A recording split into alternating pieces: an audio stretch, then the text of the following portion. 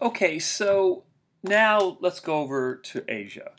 And the first thing I want to talk about is oil. You might have heard of it and the significance of it. But this is what I want to stress in this podcast. And a lot of this will have to do with Japan, but it will also do with the United States as well. Let me bring back FDR's picture. Okay, so oil becomes a very significant element in military power right around the time of World War One, when the navies of Great Britain and the U.S. began to switch from coal-powered naval vessels to oil-powered naval vessels. And in addition, all the military innovations of World War One, the submarine, the airplane, the tank, the motorized transport, and I want to underline tank and motorized transport because remember that podcast where I talked about German tactics? That was all based on mobility. The Germans weren't the only ones doing it. The Soviets were doing it. Of course, the U.S. was doing it. But the point is these new weapon systems that would come to fruition during World War II, they were developed during World War I, but they came to fruition during World War II, were all oil powered. So oil allowed for a new type of warfare. Now, the U.S. dominated oil production in the first half of the century. By the time of World War I, the U.S. produced right around 70% of the world's oil production. Just a little bit under 70% of the world's oil production, just in the U.S. alone.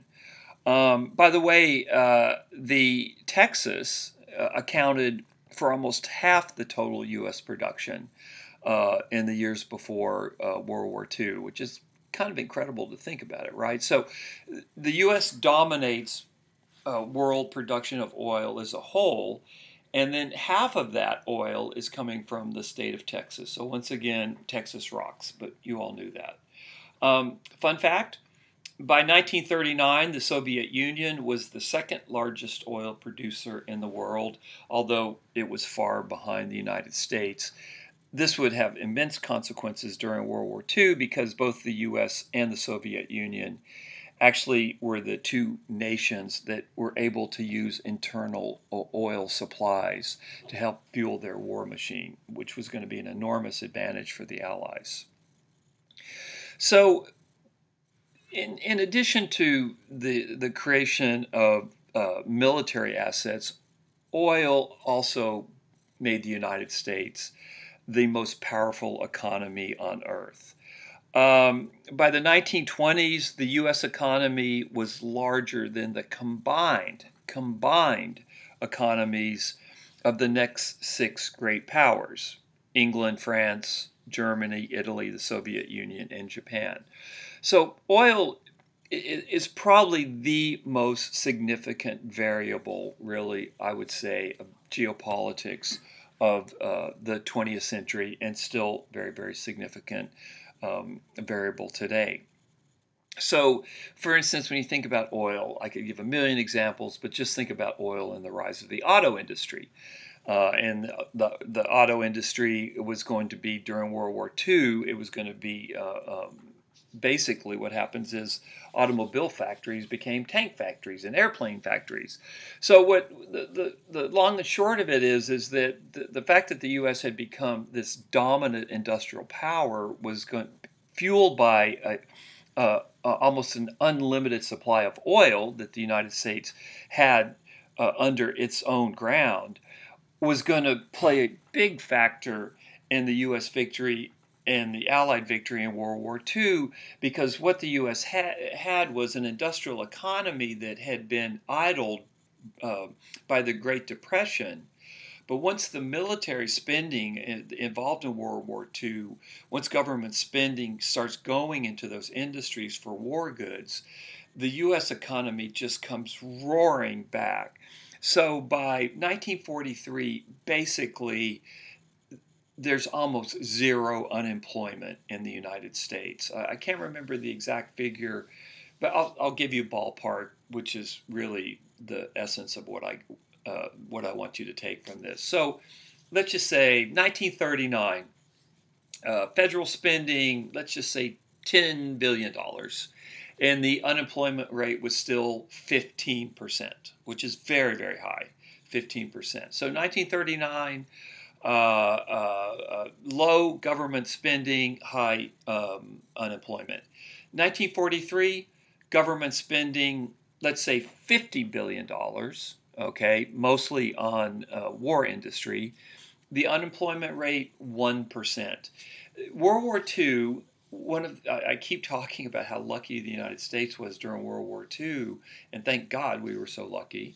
World War II made the U.S. economy come roaring back, and the unemployment rate was the lowest during World War II than it's ever been, both before and since.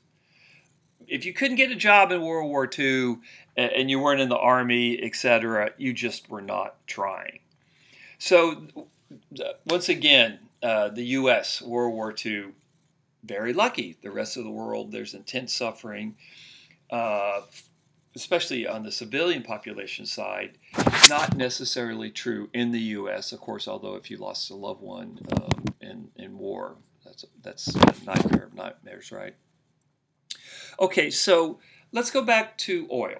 So the U.S. is doing great. The U.S. has not, I wouldn't say a monopoly, but it has a very significant percentage, just under 70% of the entire production of the world's oil.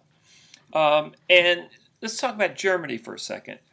Germany, like Japan, but not to such a dramatic extent, it wasn't resource poor. It had coal, but it didn't have a lot of oil. Where Germany ultimately got its oil, there was a lot of oil in Romania. I mentioned that in class yesterday.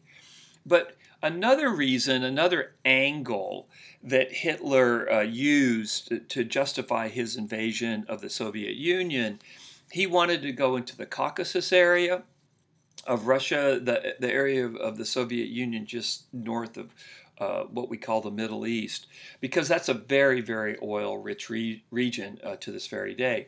So this is one of the calculations that Hitler is making when he decides to invade the Soviet Union.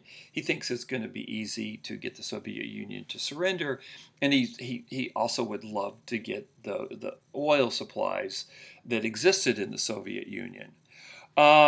So that's Germany. Now let's turn to Japan, where oil was absolutely essential to the outbreak of war in the Pacific.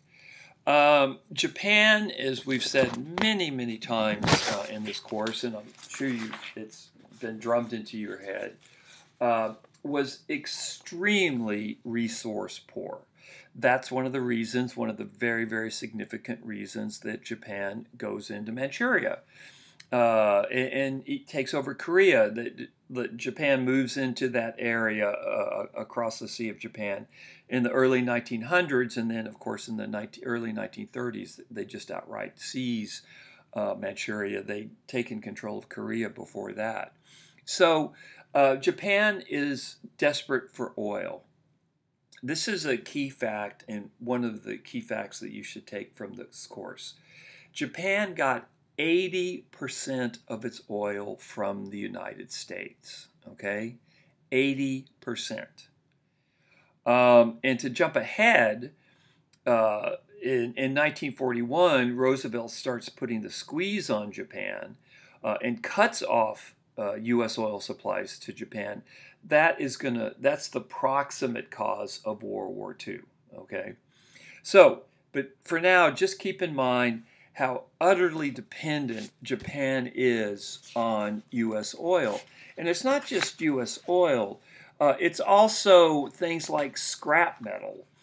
Japan gets something like half of its scrap metal from the United States.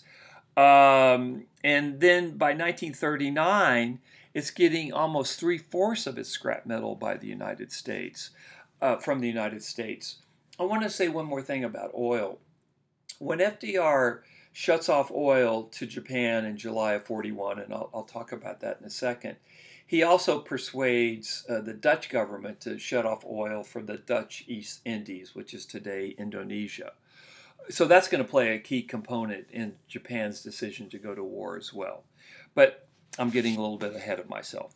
So Japan, 80% of its oil comes from the United States. It's very, very oil dependent on the United States.